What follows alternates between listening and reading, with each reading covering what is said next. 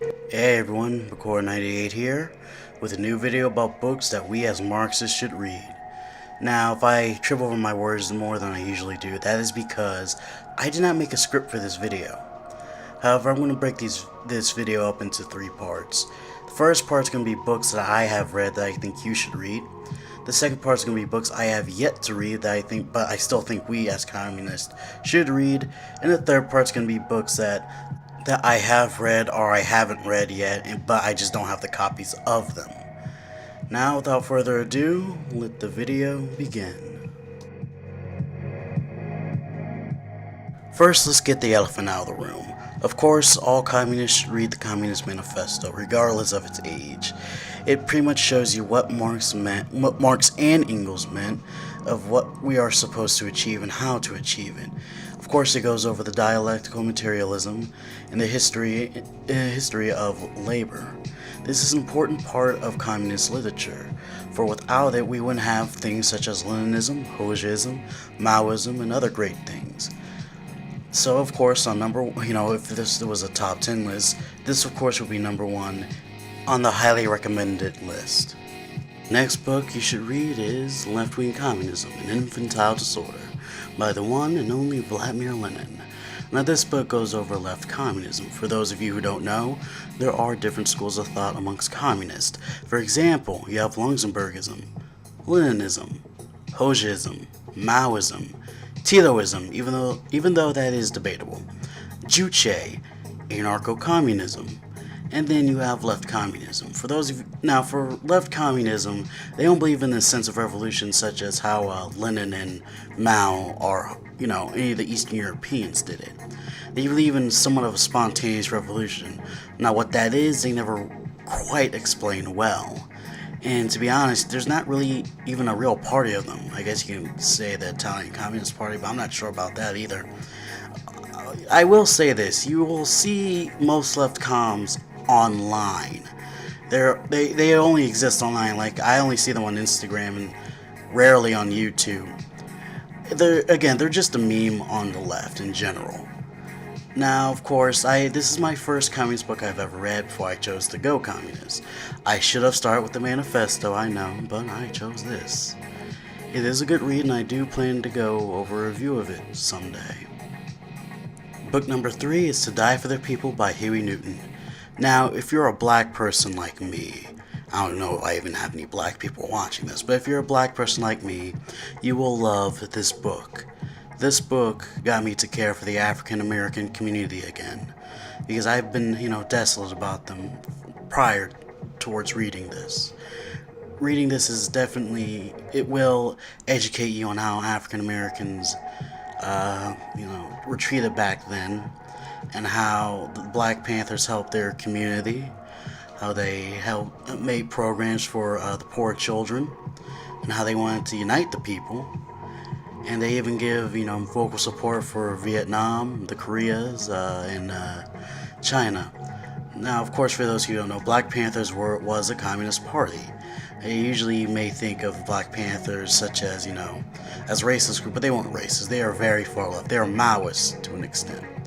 And Huey Newton, he did a good job writing this book. Now, this book I definitely plan to do a review for in the future.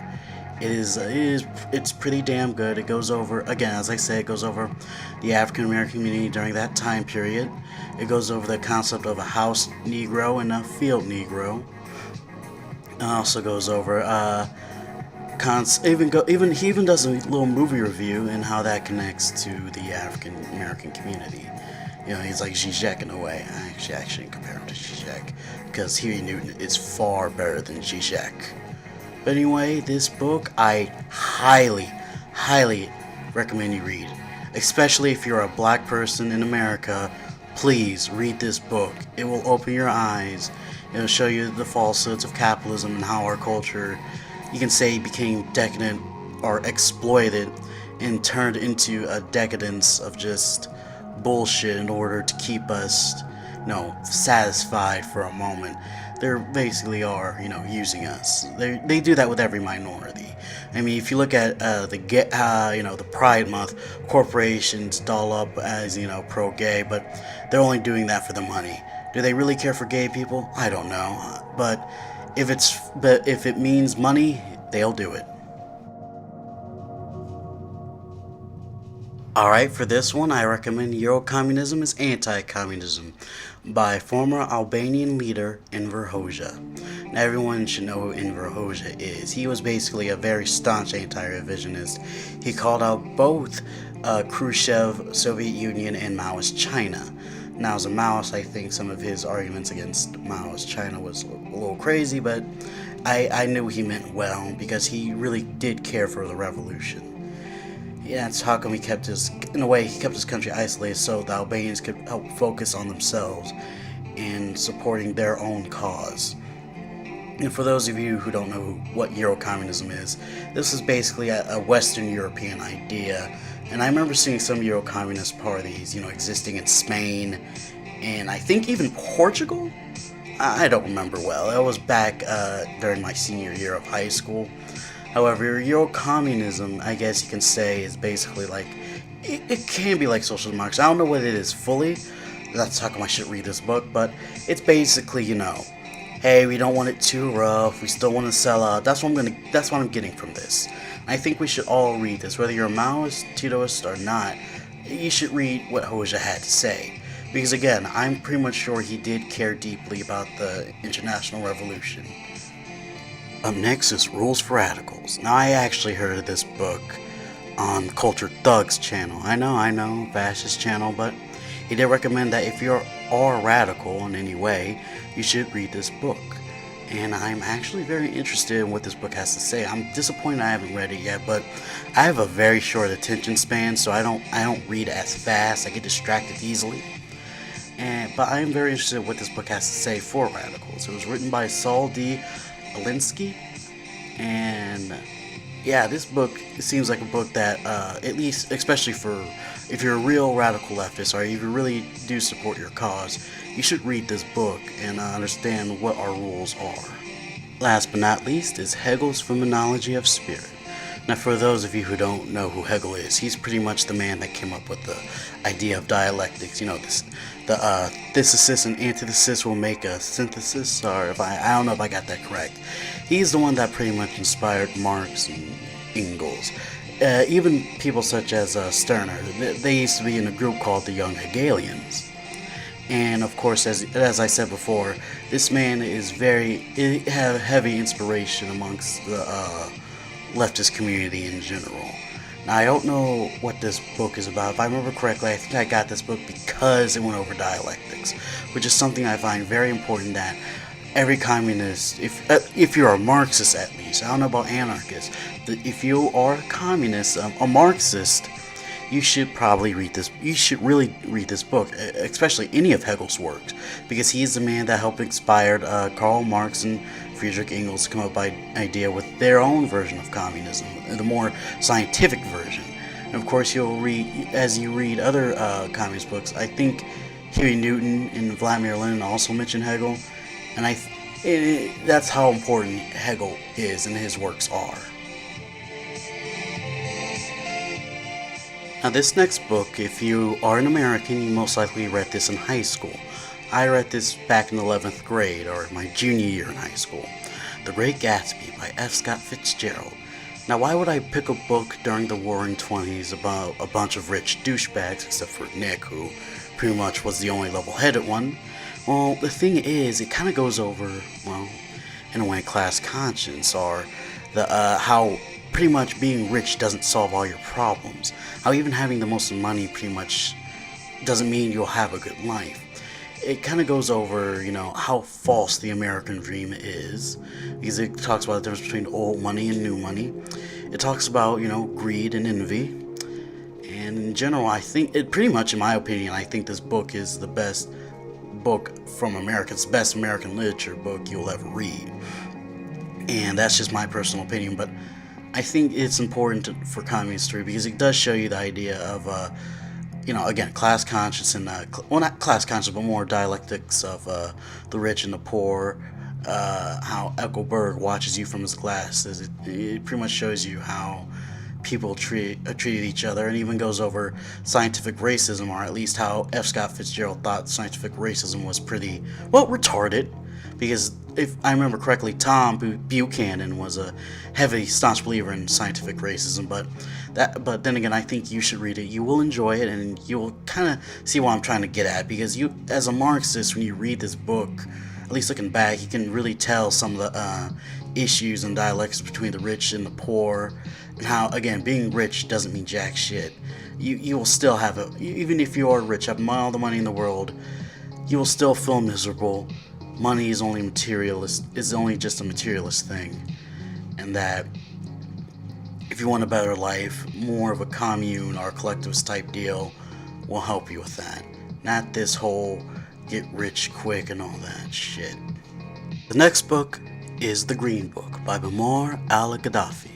Now, I do have this book, but it is on my Kindle, so I don't have the physical,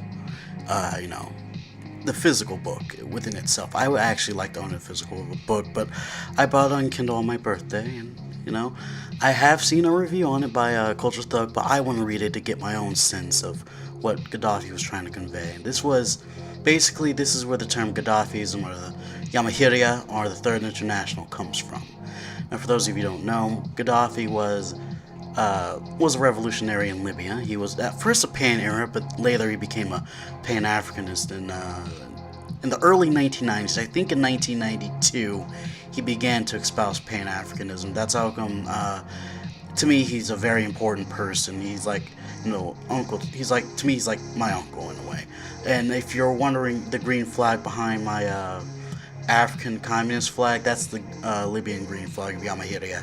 I do support the idea of Third Internationalism, and I do want to read this book so very much. But after I'm done reading Mein Kampf, yes, I'm reading Mein Kampf, and dear God, that book is long, I will jump straight to the Green Book, and I will do a review of it myself later in the future.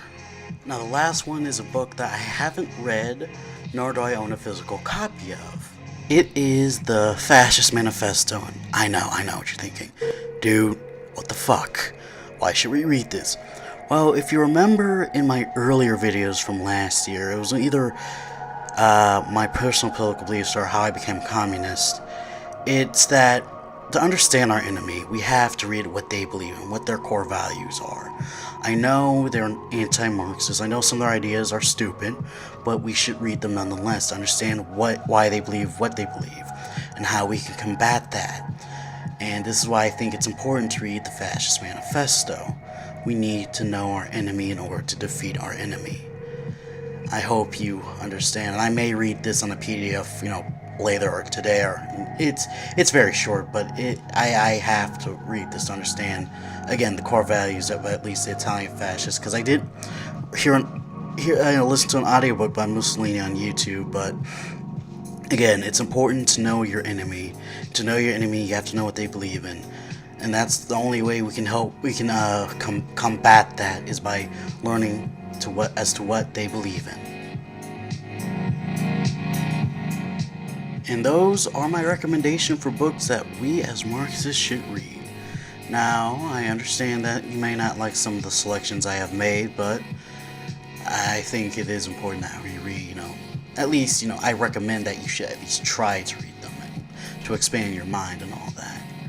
And, yeah, if you're wondering, yes, I did do some different music. I decided to record some music off of YouTube from a chill wave, a lo-fi hip-hop wave. I don't know which. It was something about space travel. I chose that one because I thought, we could have a relaxing video. I want to do something different than all that classical music. I want to do something chill. And I hope you enjoyed the music. If you want me to use more of that chill music, I certainly can. And if you have any comments or critiques, I enjoy reading them. I sometimes do get trolled, but I usually just either delete those or just comment back. I don't know why. And if you have any recommendations yourself, any books that I should read, feel free to leave them in the comments section down below. In the next video, I will go over what is the psychosexual theory by Sigmund Freud. This is Bakor98, signing off.